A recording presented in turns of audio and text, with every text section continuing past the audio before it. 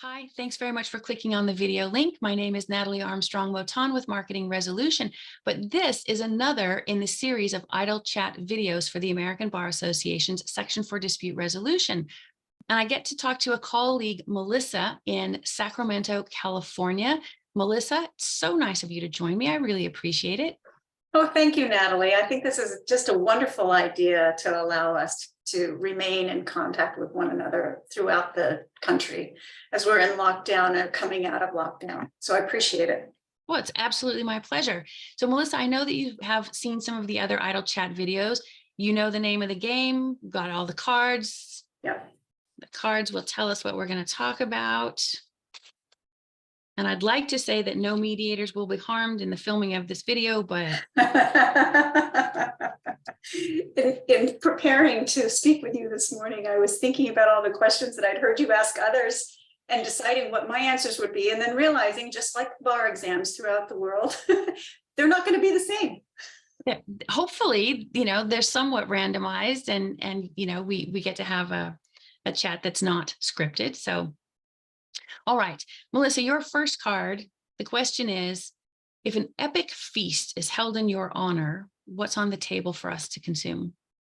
Oh, a great big salad with everything in it, including croutons and probably some dried cranberries, and peppermint ice cream for dessert. Ice cream. Perfect follow-up. The perfect follow-up. All right, the next card. Well, now the next card, I think we already have the answer to. The next card reads, what's the best ice cream flavor? Oh, well, peppermint, obviously. And there's a story behind that. We used to stop at Howard Johnson's when we traveled as kids on the East Coast with our parents, and they had the best peppermint ice cream. So fried clams and peppermint ice cream at Howard Johnson's, couldn't beat it. That's so funny. Does Hojo's exist still? I don't think so. My sister and I were thinking about that the other day as we were talking about those memories, and I have not seen one lately. I haven't seen one in an age. Well, now I have to go on Google and find out. All right, Melissa, what artist or band do you always recommend when someone is asking you for a music recommendation? Oh, that's interesting. My musical tastes are quite diverse. I say I like everything as long as it doesn't have bad words in it. But my go-to is usually Stevie Wonder. He just makes me feel good. And I've often thought there is no better album than Songs in the Key of Life. It's a really great album. It's also great for dancing in the kitchen. Oh, absolutely. Absolutely. And that is a really important thing to do on a regular basis. Whatever your food preference is, whatever your music preference is, taking that moment to dance around the kitchen alone or with your partner, that's just good stuff. Absolutely. And we do it. Yep. And We Stevie do it Wonder, alone sometimes, but no, we don't talk about that. that's just between you and me. Okay, perfect. Thank you for keeping that under your hat. It's my pleasure. It's what friends are for. All right, let's see. Melissa, what is the most recent show that you've binge watched? Oh, what did we just finish? We're actually watching White Lotus right now and just finished the second episode, which is taking place in Sicily, this second season. So we just finished the second episode of the second season. It's very light fare. So that's kind of something. I watched The Handmaid's Tale by myself. That is not light fare. It is not light fare at all. It's very heavy, but I feel like it's sort of required watching. And I'm not going near politics. It's just a really scary dystopian future. But we did just binge watch something recently. And what about you? I just finished binge watching, for no other reason than it was an excellent escape, Bosch. Oh, yes. So Bosch Legacy or the original Bosch? So we only had one of them in France. And so I didn't realize that there were two until I got to the United States. Now I have finished both of them. Ah, right? okay, yeah. Yep. And next on my list is, again, for no other reason than it's an absolute escapism, is The Lincoln Lawyer. Oh, yeah, that's a really popular one. Yeah. We've started that and kind of got away from it, but I think we've pretty much watched all of the, the top 10 of all times, and then some. Breaking Bad and The Sopranos, and yeah. Right. Peaky Blinders was probably my favorite. Peaky Blinders, that's the one we just finished. Yes, loved it. Yes, and the dissonance between the music track and the period piece itself is so lovely. Right. No, I agree. And how many different ways can that one song be iterated?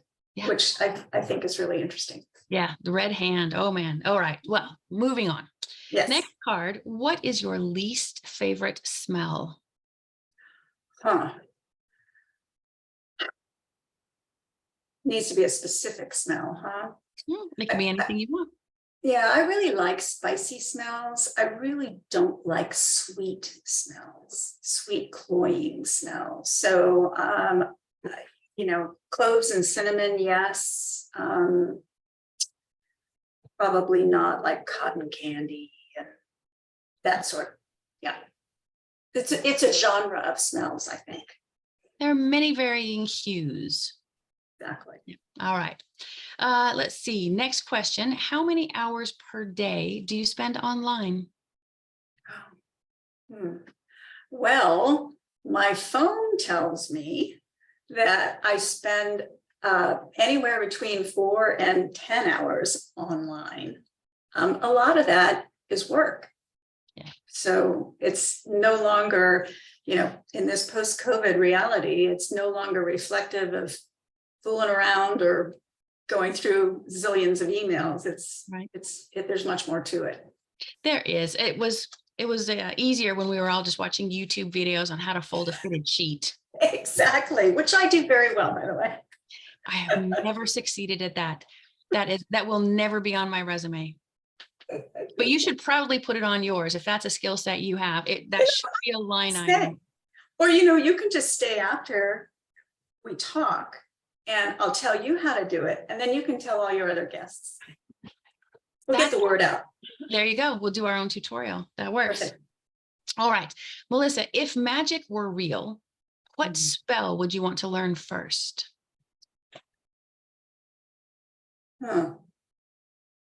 Okay.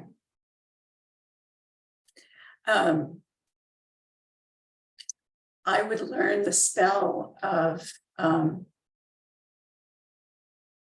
teaching people grace and compassion. So, it's such a hard life lesson to develop, and it has to be developed over a lifetime. But especially now, I just feel like grace and compassion is missing in so many corners of our world. We talked about that earlier, how we don't do a small talk really anymore. We kind of don't know how. So just grace and compassion. I think that's right. I think that's a really lovely spell. Once you've worked out all the bugs on that spell, you let me know, and that will be a tutorial separately. We can do that and the fitted sheet. Perfect. Perfect. Side by side. Nice, perfect. Nice match. Set it. What is it? A full sheet set. 1/2 spell, 1/2 fitted sheet. I like it. I like it. Good, Natalie. And then, Melissa, I'll ask you the same question that I ask all of my guests as the last question. And that is, what do you love most about the work that we do in the resolution industry? Yeah, what I love most about it is my cases are usually in civil litigation when they come to me. But regardless, they're always in dispute mode. And what I love about it is allowing people to have a safe space to unload their burdens and walk away with some control over how their problems have been resolved. So, I love our justice system. Obviously, I wouldn't have been a lawyer for 35 years if I didn't. But there is something to be said for resolving disputes in a private way the civil litigants often feel like they've been wronged again, just going through the justice system to have their disputes resolved. So I like offering this gentler, more creative approach that involves the individual in the decision. Right. It does feel more humane in that when you take a case to court, you're a case number, you're a transaction. Yeah. And in mediation, you are a real human with real issues, real concerns, real stresses, real problems that we can talk about and work our way through. Right, exactly. And whether it's a business dispute or a personal dispute or neighborhood dispute, so often the result that is the right result for the people in their minds is really not even available in a court of law. And so the creativity around, that is offered in the mediation setting in particular is quite a benefit in my mind. It is. I think you're exactly right. And I think it feels really good to be part of that offering. Yeah, definitely. Definitely. As I tell my people, I'm a recovering litigator. I took my gladiator hat off and changed chairs at the table. And I really, really feel strongly this is a better way to go. Good. Well, we're glad that you're part of our industry. It's nice to have people like you involved in helping us. Melissa, thank you so much for having an idle chat with me. It was really nice to get to know you for a few minutes. This has been lovely. I hope to see you down in Las Vegas. I'll be there. Excellent.